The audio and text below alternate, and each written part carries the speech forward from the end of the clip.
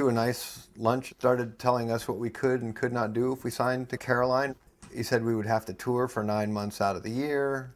That's what Smashing Pumpkins were doing, and it was really helping them. It's like, why are you even comparing us to Smashing Pumpkins? You know, it's like, come on. Talked about how you need to polish up those guitar sounds and stuff. How, like, we needed to do a few more records before we could become a major label band. We needed to work on sweetening up our sound and shit like that.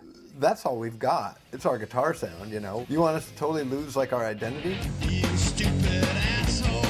So we thought, if this is what an independent label is gonna throw at us, we might as well meet with major labels and see what they have to say. 1, 2, I'm looking at you. Major labels basically had to admit they had no idea what was going to be popular with the youngsters anymore. They had lost complete control. When Nirvana hit big, you know, that just changed everything. Like they were, oh, we don't know why this is popular. We have no idea what's going on now. All the majors said the same thing. Oh, we're going to come out with guns blazing. We're going to have all these advertisements. You're going to get the most support, blah, blah, blah. The Mudhoney guys are all very savvy dudes, and they're very quick reads of personalities. You just kind of knew immediately that it's like, this is not going to work. We're trying to capture audience interest and soften them up so that the salesman can suck them with a good old hard sell. We were not looking to start a bidding war because we didn't want to get into kind of a trap where we like owed somebody a shitload of money. And we went with David Katznelson at Reprise because both the label and he seemed like the most reasonable people out there that we'd met with. Yeah, Dave just seemed to be cooler and outgoing and a fun guy. And I was really, really nervous. I was still in a period of time in my career where whenever I would talk to a band, I was always the younger person. I was always the fan, and I was always a person who was like, should I even be here? I mean, who am I to be talking to these guys? The first person I met was Bob Whitaker. And Bob was a larger-than-life figure. You know, he would take me to his place and, you know, sit me in this huge dentist chair that he had and start throwing all these records of what was going on in the scene while plying me with alcohol. And then while we were doing that, trying to talk business with me at the same time. And I was doing everything I could possibly do to keep focused and keep, you know, attempting to keep on target of what I was trying to do, what I was up there trying to do. When we met with Warner Brothers, I was really concerned because, you know, the Replacements and Husker Du had both signed to Sire and Warner Brothers. And all of a sudden, once they got onto the major label, their records sounded way slicker. I think the band itself was really worried about having to go to a major label, the typical stuff, going to a major label, being changed. And these are all things that were on their minds when they were talking to me.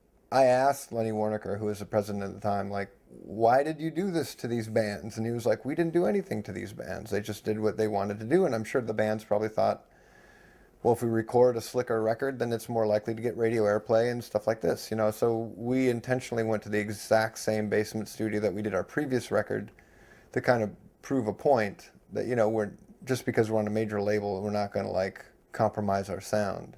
There was so much excitement about the movement that they were a part of and them themselves that it was really unstoppable.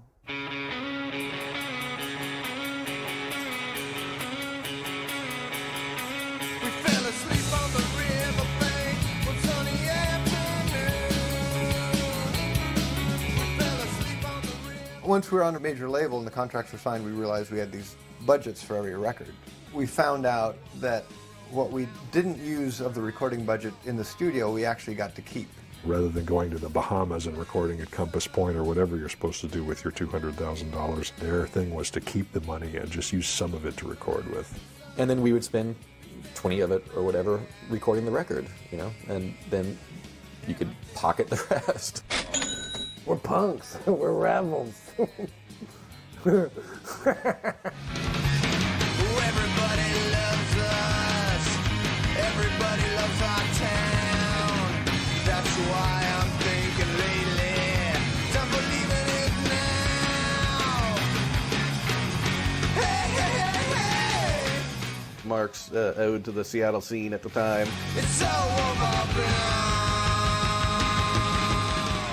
It was recorded for $62 or $162. I can't remember which. Our attorney at the time told me not to let the label find out how much we paid for the recording of that song that, you know, was on the platinum soundtrack for singles. Don't let them find out that you paid $162 for that recording, because, you know, we got a check for a lot more. Well, it's always good to get money.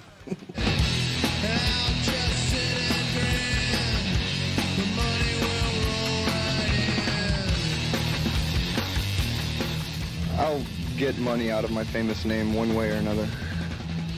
You know, that allowed all of us to eventually make down payments on houses. So that's kind of how we tried to operate each time. All musicians know what it's like to struggle. They bought roofs over their heads. It actually shows what a good survivalist instinct they had. Some of them had stock and stuff like that. It's fun to be a star. It's nice to have a car. Yeah, you'll have to admit that I'll be rich as shit. And I'll just sit and grin. The money will roll right in.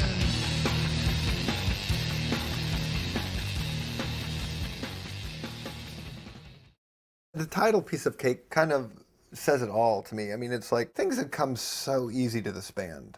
We do one single, we're going to Europe. We're going out there with Sonic Youth. You know, we're getting attention straight away. Our whole approach was kind of like, we can do that, that's a piece of cake. Yeah, sure. Do another record, piece of cake. You know, and that kind of became our attitude, and that was the title that we chose for that record. It was like, yeah, it's no big deal, we're doing this. It's easy. And it shouldn't be. I felt with those guys, when they hit the major label, they just wanted to self-sabotage. And if you listen to Piece of Cake, I mean, it starts off with that little techno blip. We're just annoying. And I think they deliberately did that because it was sort of like a fuck you to being on a major label. You know, even Nirvana, you know, who obviously were a very good band, but they wrote big hooks and, you know, big monster anthems, and Mudhoney never tried to do that, to their own probably financial detriment. With Mudhoney, they came out of the box and they were the #1 sales sheeted band of the week, and they ended up selling 150,000 records. The label, I think, was peachy about that. You like it, Dave? I do. I love it. The deal that we did with Mudhoney was not the biggest of the offers they got either. It was a deal that was designed to recoup faster. I think the point structure was a little bit better, and their freedoms were a little bit better. So selling 150,000 records right off the bat was pretty damn good. My favorite comment on Piece of Cake was from Bruce Pavitt. His thing was like, you know, the record's only as good as its best song, basically. If it's got that one good song on it, then it's a good record.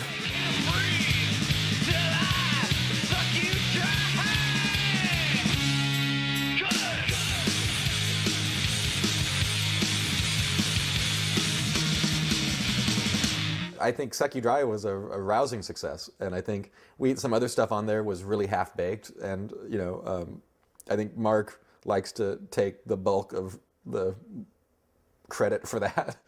Yeah, I was really fucked up a lot of times. I was really fucked up a lot in that period. I was drinking a lot, doing a lot of drugs.